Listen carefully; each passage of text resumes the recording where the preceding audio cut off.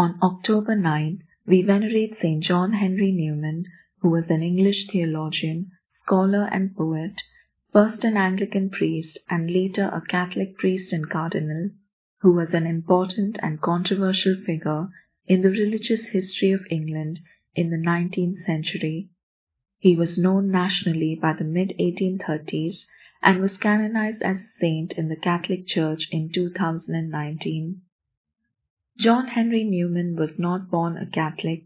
He was born into the Church of England in 1801 and died a cardinal in the Catholic Church in 1890, and his life from an early age was dedicated to the search for God, through study, through his service to others, and through his work to renew the Church.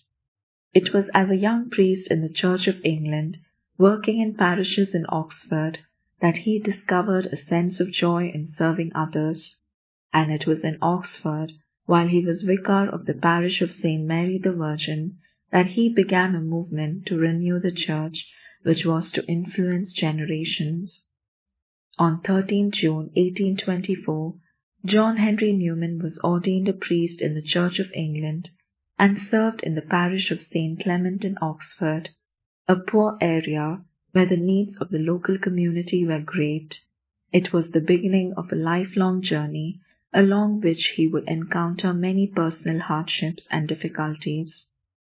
By 1828, Newman had suffered a nervous collapse through overwork, a difficult time which coincided with financial problems within his family, and also the death of his much-loved youngest sister, Mary. It was during his recovery that Newman began to study in great detail the beginnings of the Christian Church, a fascination which was to change his life forever. In 1825, John Henry Newman was created a tutor at Oriel College, Oxford, and appointed vicar of the Church of St. Mary the Virgin. Here he delivered his famous Sunday afternoon sermons, which contributed enormously to a movement within the Church of England for reform and renewal. This campaign within the Church of England, soon became known as the Oxford Movement, provoked great controversy, and it was also taught at Oriel College. When John Henry Newman visited Rome in 1832, he described it as the most wonderful city on earth, but he remained firmly opposed to the Catholic Church. It was a point of view which slowly began to change over a number of years, as he was criticized and condemned more and more for his sermons and writings about the Church of England. In 1841, Newman wrote an essay about Anglican beliefs, which decided his path. The response he received to his work led to his resignation as a vicar in the Church of England, and the beginning of the next stage of his journey, the most difficult of his life. It would involve personal loss and rejection by family and friends. On 9th October 1845 in Littlemore, near Oxford, John Henry Newman was received into the Catholic Church. Newman's conversion to Catholicism in 1845 led to his ordination as a Catholic priest, and so began his long association with the city of Birmingham, working among the Catholic poor. He joined the Oratorian order and founded the first English oratory at Maryvale near Oscott, now a teacher training college.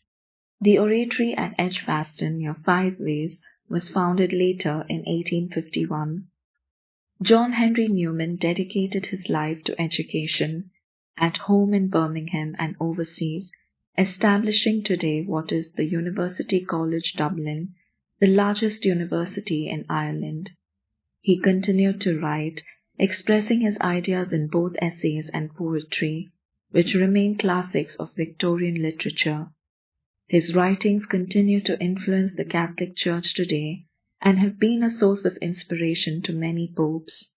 It was an earlier pope, Pope Leo XIII, who created John Henry Newman a cardinal of the Catholic Church in 1879, a great honor for an ordinary priest. It was a final recognition of a remarkable life, a life in pursuit of understanding, a life of service to others, a life shared amongst the people of Birmingham. Placing all our petitions before St. John Newman today, let us pray the following prayer in the form of a hymn written by him in 1833 while homesick and on the verge of death, traveling in the Mediterranean, that seeks comfort and guidance from God. Lead, kindly light, amid the encircling gloom, lead me thou on. The night is dark and I am far from home, lead thou me on. Keep thou my feet, I do not ask to see the distant scene. One step is enough for me. I was not ever thus, nor prayed that thou should lead me on. I loved to choose and see my path, but now lead thou me on. I love the garish day, and spite of fears, pride rule my will. Remember not past years. So long your power hath blessed me, sure it still will lead me on, over moor and fen, over crag and torrent, till the night is gone, and with the morn those angel faces smile, which I have loved long since, and lost awhile.